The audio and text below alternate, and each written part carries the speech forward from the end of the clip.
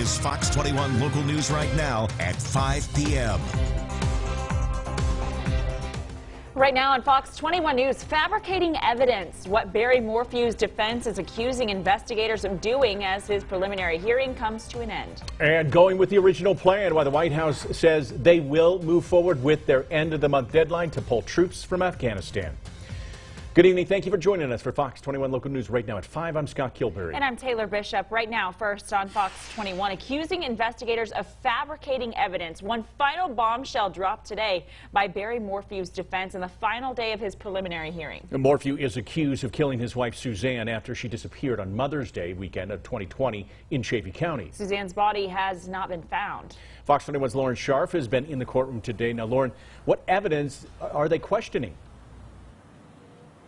The piece of evidence in question is the cap to a tranquilizer needle, which deputies found in the Morphew's dryer. Evidence found in the dryer. Investigators believe Barry Morphew used that tranquilizer dart in the murder. We saw the body cam footage of the deputy who swabbed inside of the dryer for DNA and discovered it. He immediately alerted other deputies. On the video, you could hear a clinking noise, and the defense asked if Deputy Scott Himshoot had put the cap tranquilizer needle inside the dryer. He claims he picked it up and put it back where he found it, but failed to report that. The same deputy added the tranquilizer gun hadn't been fired recently. In an interview with an FBI agent, Morphew said, quote, "I don't care about the evidence. If it has anything to do with me tying me into the evidence, then it is wrong."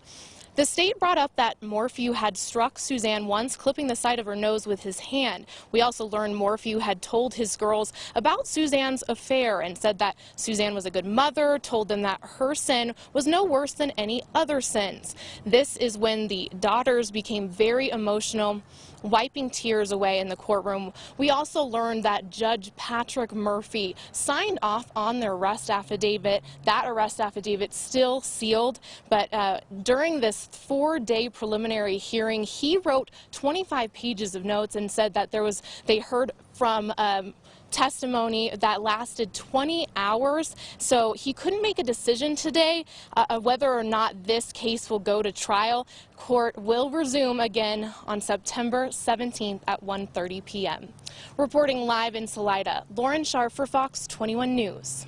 All right, Lauren, thank you. First on Fox 21, prosecutors say Barry Morphew had physically abused his wife Suzanne before she vanished on Mother's Day weekend of 2020 in CHAFFEE County. And one final bombshell dropped today by Morphew's defense in the final day of his preliminary hearing. Fox 21's Lauren Scharf was inside the courtroom where Morphew's defense team was accusing investigators of fabricating evidence. Lauren, what evidence are they questioning? The cap to a tranquilizer needle, which deputies found in the dryer at the Morphew home. Investigators believe Barry Morphew used the tranquilizer dart in the murder of Suzanne. We saw body cam footage from the deputy who swabbed inside of the dryer for DNA and discovered the cap. He immediately alerted other deputies on as well. On the video, you can actually hear a clinking noise. That sound apparently prompted the defense team to question whether the deputy Scott Himshoot had physically placed the cap into the dryer. Himshoot says no. He says he picked it up and put it back. He added the tranquilizer gun hadn't been fired recently. Judge Patrick Murphy, who signed off on the arrest affidavit, decided to wait until September 17th to make a ruling on the evidence discussed in the preliminary hearing. The state and the defense both wanted a decision today. It's understandable, given how much information came in, that Judge Murphy did what he did. Disappointed, I think, is probably what we would say, but completely understand why the judge made the decision to push it off, because I had probably 40 pages of notes. I'm surprised he only had 25, is what he said.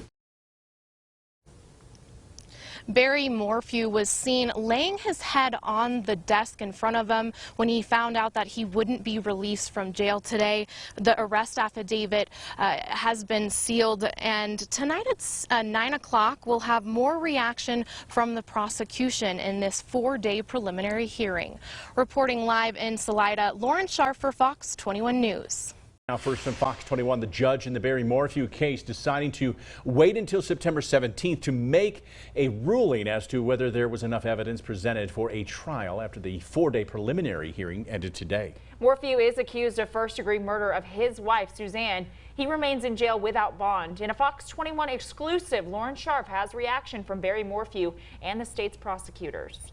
Barry Morphew laid his head on the desk while his mother in the courtroom cried when he found out he wasn't going to be released from jail today. Both sides were wishing a decision would be made on Tuesday. It's understandable, given how much information came in, that Judge Murphy did what he did.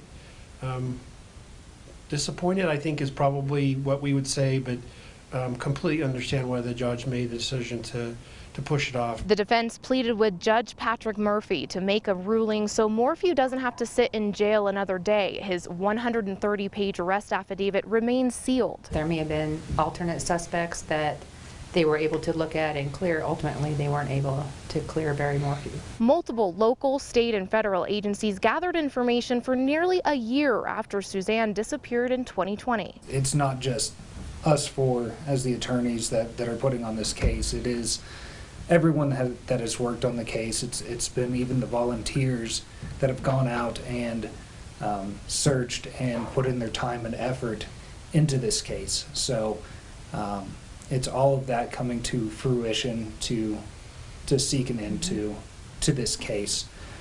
So to find out what happened to Suzanne. To get justice for Suzanne. They say he made multiple stops to throw away evidence on his way to a job in Broomfield that didn't need to happen that Mother's Day weekend. The defense says it's impossible for him to be in all of the locations prosecutors say he was from cell phone and truck data. The defense also pointing out there were 3 partial DNA samples from Suzanne's glove box of individuals in unsolved sexual assault cases in other states. A case like this, which is a lot bigger, yes, there's always going to be further investigation that's going on.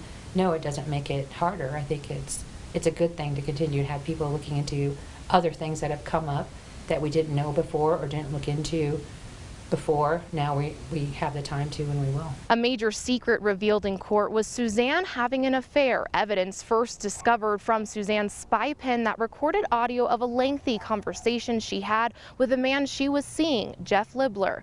The last proof of live photo of Suzanne is of her sunbathing, and the last communication was a few minutes later at 2:11 p.m. on May 9th to Libler asking to get on WhatsApp. However, the last person to say they saw Suzanne alive was Barry Morphew. We have just reams and reams of information put together, and ultimately, once we reached what we thought was an end point of the investigation, decided to have Mr. Morphew arrested. People want to know, can you really bring this case to a trial with no body? Yes. You're confident? Yes. Searches continue for Suzanne. There were more than 20 hours of testimony in this 4-day preliminary hearing, and you can find all of our recaps on our website, fox21news.com. Reporting in Salida, Lauren Sharp for Fox 21 News.